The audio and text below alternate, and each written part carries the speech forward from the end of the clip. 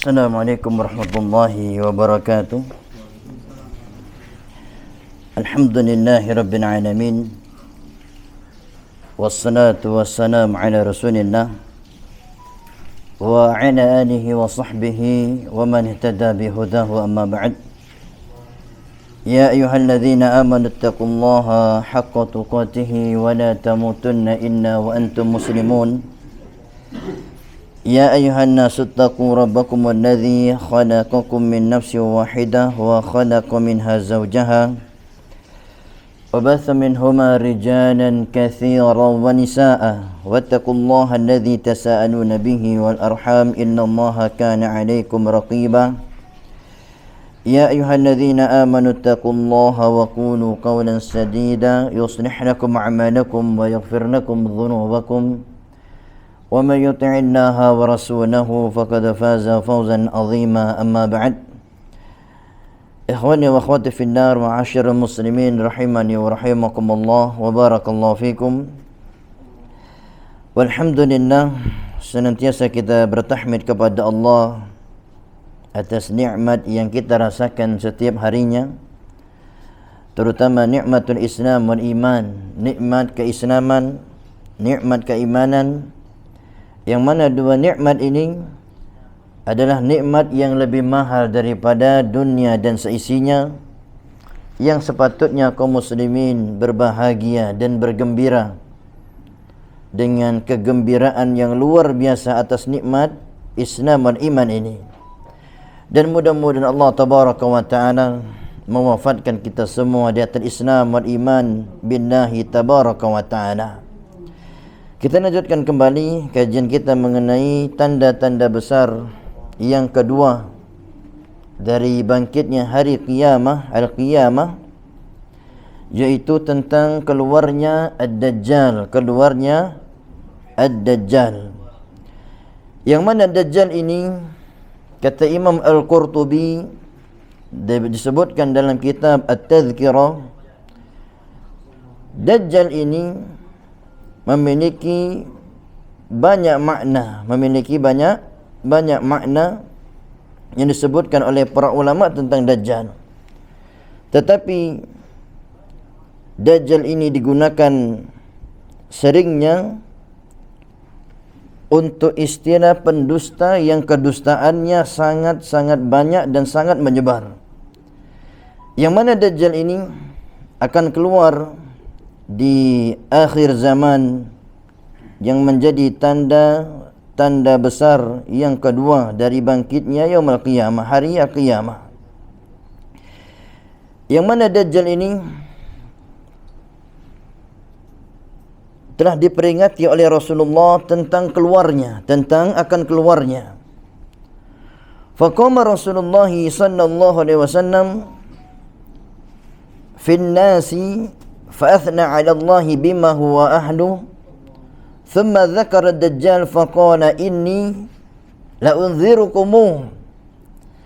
Disebutkan dalam hadis dari sahabat Abdullah bin Umar radhiyallahu anhuma, Rasulullah pernah berdiri di depan manusia memuji Allah, menyanjung Allah.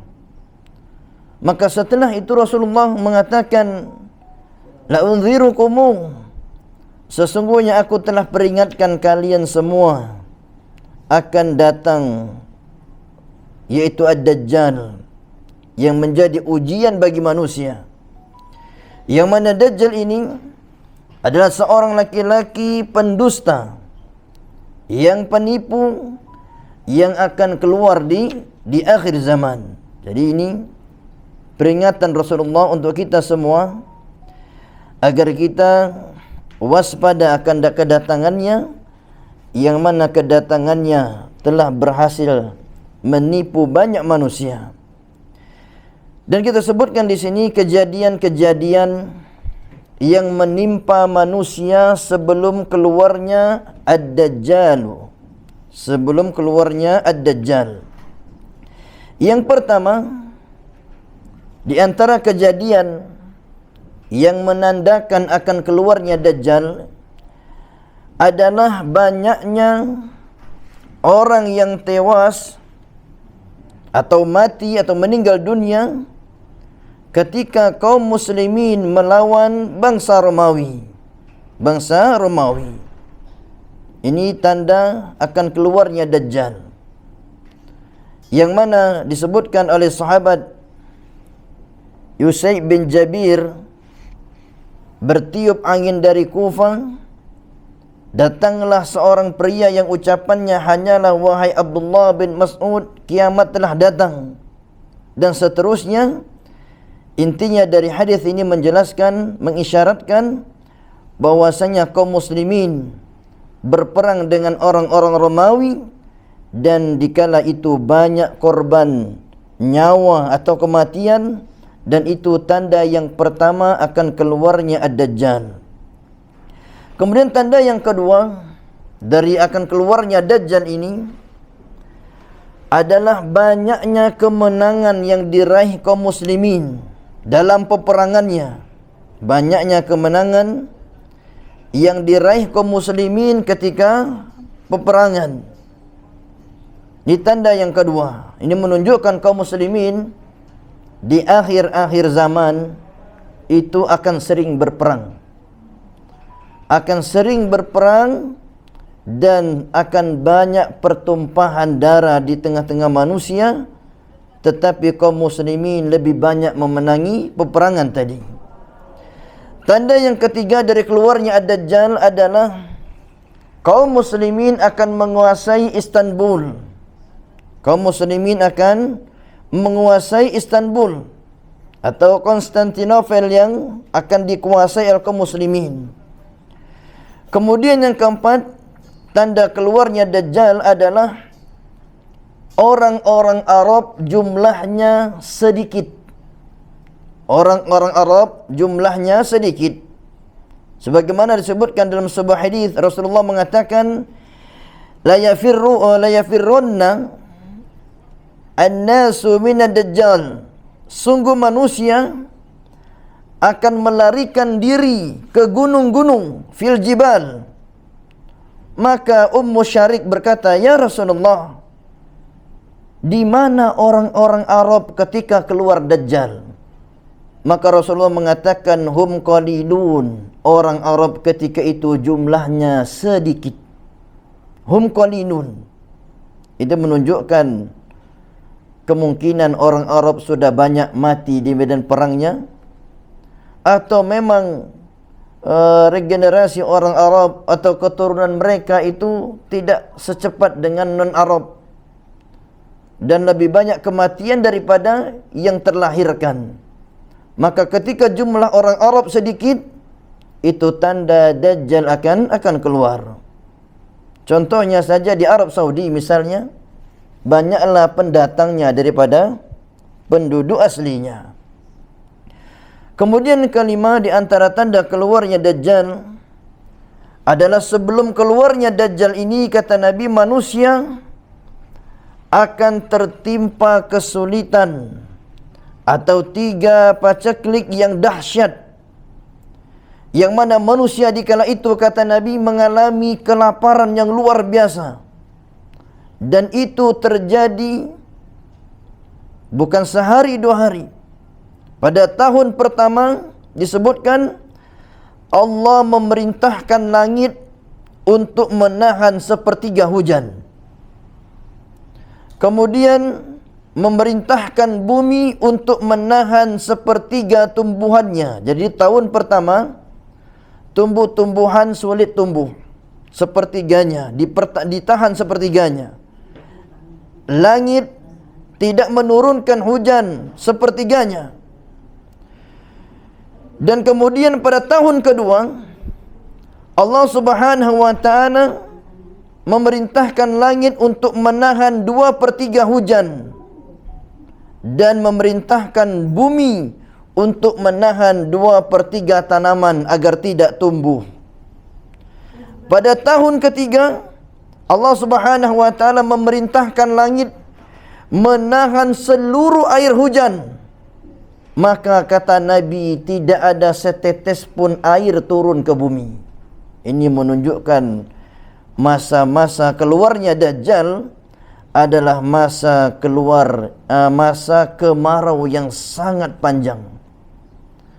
Langit tidak lagi menurunkan airnya, walaupun kata Nabi setetes pun. Dan juga Allah Subhanahu wa ta'ala memerintahkan seluruh tanah untuk menahan tumbuh-tumbuhan agar tidak tumbuh lagi. Bayangkan posisi ketika itu. Orang nanam padi tidak lagi tumbuh. Orang menanam sayur-sayuran tidak lagi ada yang bisa tumbuh. Orang menanam bibit, menanam gandum atau yang semisalnya, menanam ubi, apapun yang ditanam di masa itu semuanya tidak ada yang tumbuh. Jangankan ingin tumbuh, air pun tidak turun dari langit walaupun hanya setetes.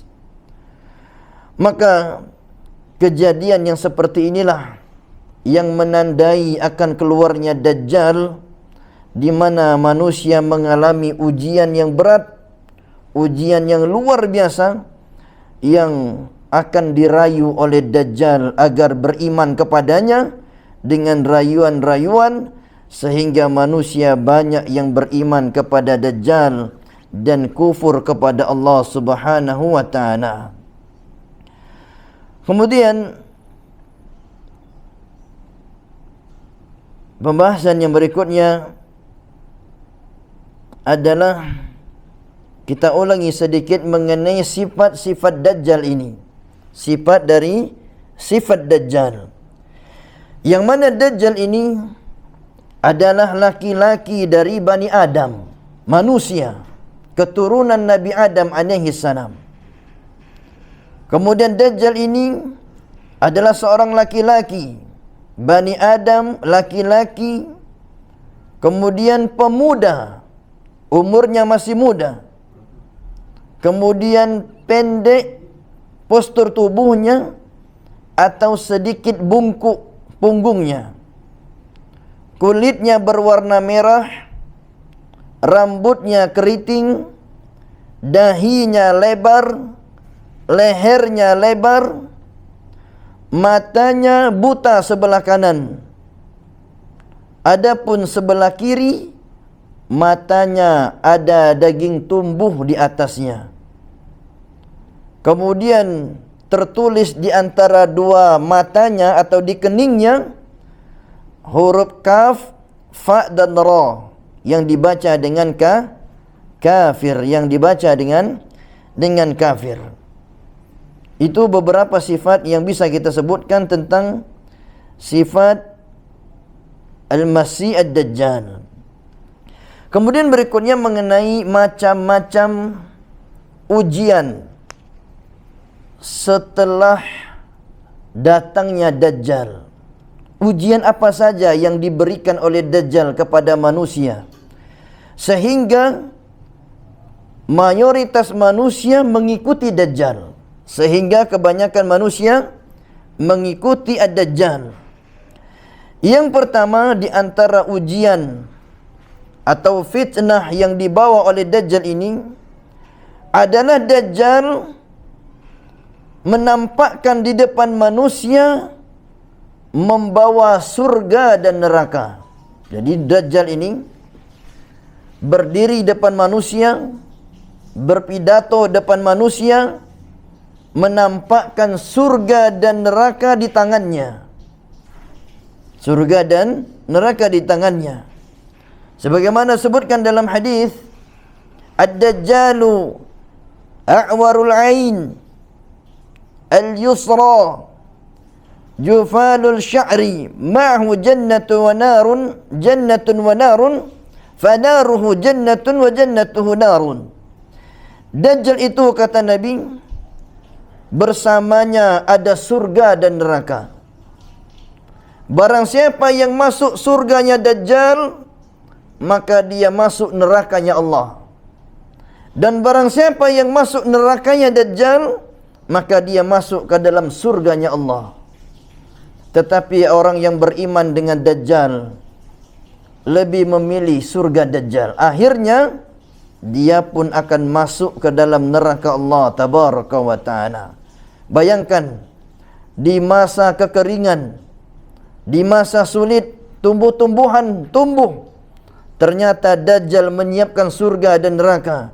maka pantaslah banyak orang yang mengikuti Dajjal dan memilih untuk menjadi pengikutnya agar mendapatkan kemudahan hidup. Makanya kita semua harus bersiap-siap kalaulah dia datang, dan tidaklah lama lagi kedatangannya, dikarenakan apa yang akan datang itu sangatlah cepat.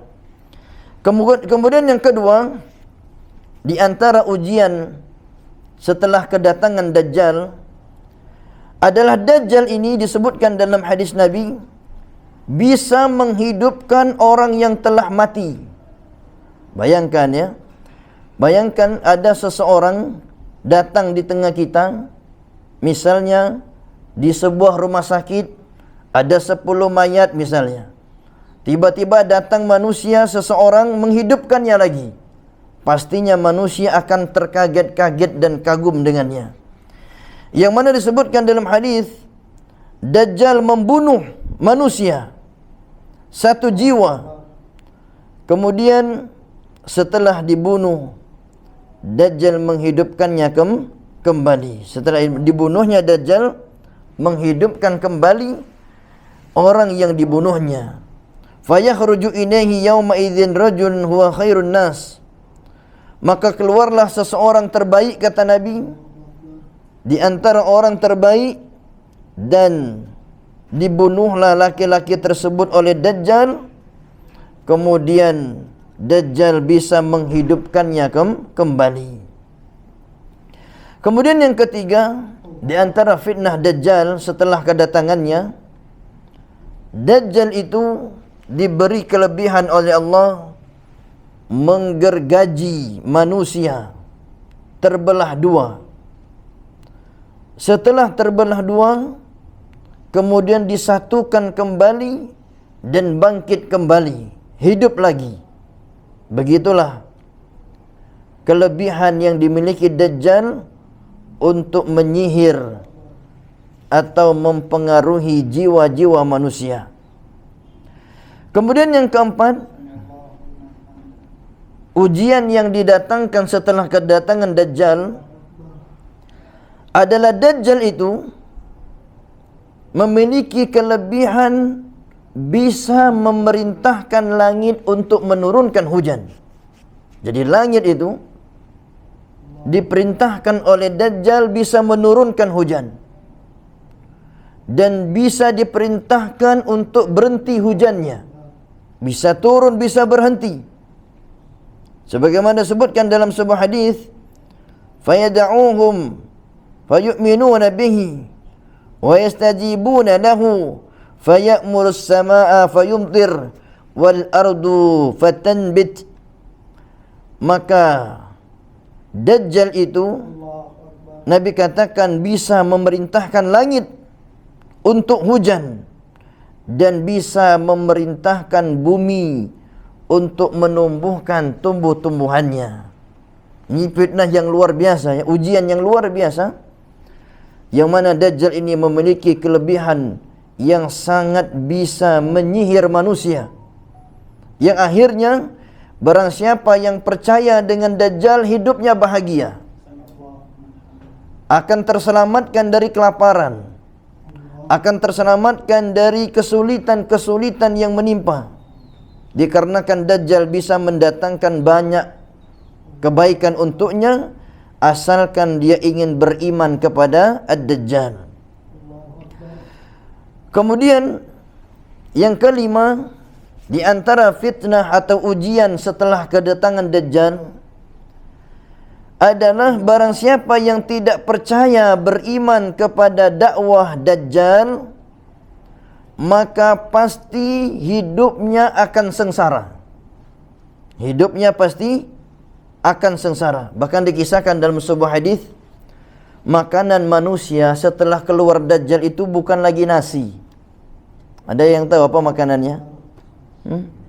Setelah keluar Dajjal, manusia itu tidak lagi makan nasi. Makannya zikir. Makannya hanya zikir.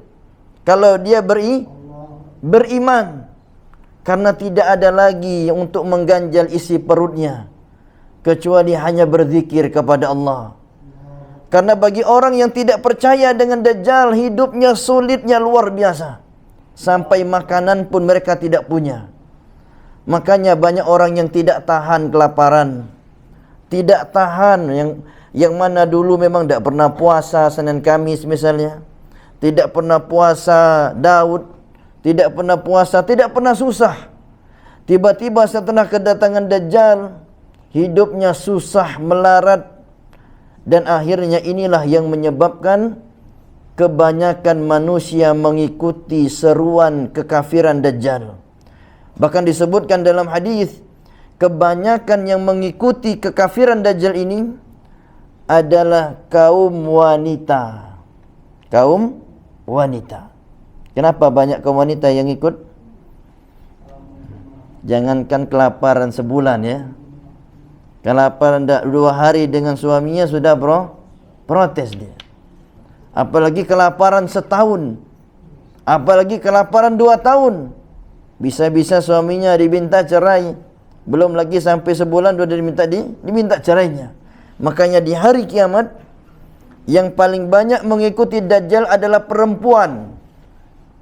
Kedua siapa? Orang Yahudi. Orang Yahudi. Karena ini menunjukkan kelemahan akal perempuan dan ketidaksabaran dalam menghadapi ujian. Kemudian yang keenam di antara ujian setelah kemunculan Dajjal ini, Dajjal ini bersamanya ada air, bersamanya ada sungai, bersamanya ada roti sebesar gunung, bersamanya ada api, bersamanya ada banyak kenikmatan-kenikmatan. Makanya orang-orang yang tidak mampu bersabar kesulitan hidupnya akan percaya dengan Dajjal dan dia akan menuruti keinginan dan Dajjal tadi, akan menurutinya. Yang mana dari Uqbah bin Amir radhiyallahu anhu, aku mendengar Rasulullah pernah mengatakan, inna Dajjal yakhruju wa inna ma'hu ma'un wa narun. Sesungguhnya Dajjal itu wa inna ma'hu ma'an wa narun, akan keluar bersamanya ada air. Di mana musim kemarau panjang, Dajjal bisa ngasih air. Bersamanya ada api. Di mana kesulitan cari api, Dajjal bisa menghidupkan api. Dan apa yang dilihat oleh manusia adalah air. Apa yang dilihat oleh manusia itu air, sebenarnya adalah api, kata Nabi. Dan apa yang dilihat oleh manusia itu api adalah sesuatu yang menghidupkan mereka. Maksudnya di sini, Dajjal itu mengancam manusia dengan api. Padahal kalau dia masuk ke dalam api itu, sebenarnya dia masuk ke dalam air, kesejukan. Tetapi kalau dia percaya dengan airnya, maka airnya Dajjal ini membinasakan. Maksudnya, Dajjal itu merayu manusia dengan kenikmatan-kenikmatan. Dikala air susah, Dajjal menampakkan adanya air yang akhirnya manusia itu tergiur dengan rayuan Dajjal. Wa inna ma'hu jannatun wa narun wa nahrun ma'un wa jabalun khubzin. Sesungguhnya Dajjal itu diberi kelebihan memiliki roti sebesar gunung, yang mana di masa manusia tumbuh-tumbuhan tidak hidup. Di masa itu nasi tidak ada lagi, beras tidak ada lagi, kebun gandum semuanya mati, semua tidak ada. Tetapi dengan kelebihan yang dia miliki, Dajjal ini bisa mengeluarkan roti sebesar gunung. Maka setiap pengikut Dajjal pasti kenyang. Setiap pengikut Dajjal pasti kenyang dan gembira. Tetapi di balik kegembiraan pengikut Dajjal itu adalah murka dan azab dari Allah menanti mereka. Inilah ujian yang sangat berat, di mana manusia kelaparan yang luar biasa. Sampai-sampai kata Nabi, di masa itu manusia hanya makan zikir. Subhanallah walhamdulillah wa la ilaha illallah. Makanya sekarang ma'asyiral muslimin, biasakanlah berzikir kepada Allah. Ternyata berzikir ini bisa mengenyangkan di masanya. Bisa mengenyangkan di masanya. Di masa-masa di mana tidak ada lagi air minum. Di masa di mana tidak ada lagi yang namanya beras, nasi, roti. Di masa itulah kaum muslimin akan merasakan kenyang dengan berzikir, dikarenakan keimanan kepada Allah tabaraka wa ta'ala. Maka hendaknya kita semua di kehidupan dunia ini perbanyaklah berzikir kepada Allah subhanahu wa ta'ala, agar kita semua diselamatkan dari fitnah yang berat, terutama fitnatul dajjal, yang mana fitnah ini hanya sedikit orang yang selamat darinya. Hanya orang yang mampu kelaparan dan bersabar, mampu kesulitan dan bersabar. Dan ternyata kesulitan-kesulitan hidup di dunia ini Allah bikin untuk ujian. Kalau kita merasa sulit hari ini, pahamilah kesulitan itu hanya ujian, bukan tujuan Allah menciptakan kita.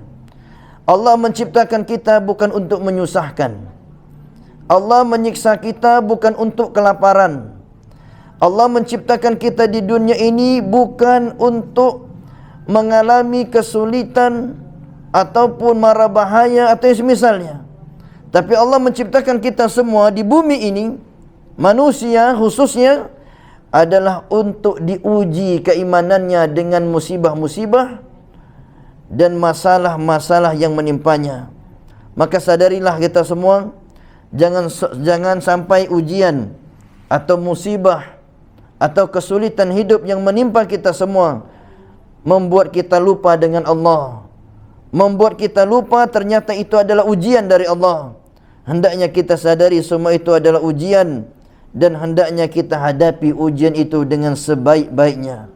Maka itulah beberapa kejadian fitnah yang menimpa manusia dikala Dajjal datang. Dan telah kita sebutkan tadi tanda-tanda keluarnya Dajjal, dan telah kita sebutkan bagaimana fitnah yang terjadi setelah keluarnya Dajjal, yang mana di masa itu manusia kondisinya sangat sulit. Minum saja sulit, makan sulit, listrik bisa jadi sudah tidak ada lagi yang namanya listrik, semua padam sudah. Semua orang memilih untuk bergantung kepada Dajjal agar untuk menyambung nyawanya. Yang tidak mau beriman dengan Dajjal siap-siap melarat dan kesusahan. Maka hendaknya kita persiapkan diri kita masing-masing, persiapkan untuk bersabar kalaulah ujian itu datang di masa ini. Dan mudah-mudahan keinginannya jangan sampai datang di masa ini, karena bisa jadi kita tidak kuat. Karena bisa jadi kita tidak kuat. Kita berdoa kepada Allah, mudah-mudahan kita diselamatkan dari fitnah Dajjal ini dan tidak bertemu dengannya. Dan seandainya pun kalau bertemu, kita harus siap-siap bersabar mengalami kesulitan yang luar biasa. Sampai-sampai Nabi mengatakan tidak ada fitnah yang lebih besar daripada fitnah Dajjal. Tidak ada kesulitan yang lebih besar daripada kesulitan setelah keluarnya Dajjal. Maka kalau kita merasakan kesulitan hari ini, itu baru sedikit dan sepele dibandingkan dengan fitnah keluarnya Ad-Dajjal. Wallahu a'lam bissawab. Mudah-mudahan yang singkat ini menambah sedikit pengetahuan kita tentang kejadian-kejadian menjelang hari kiamat, dan menambah keilmuan kita bahwasanya jalan keselamatan itu adalah bersabar menghadapi kesulitan. Dan ternyata jalan kehancuran adalah jalan orang-orang yang tidak mampu bersabar dalam mentaati Allah Subhanahu wa ta'ala. Wallahu ta'ala a'lam bissawab. Naktafi bihadza. Subhanakallahumma wa bihamdika asyhadu an la ilaha illa anta astaghfiruka wa atubu ilaik. Assalamualaikum warahmatullahi wabarakatuh.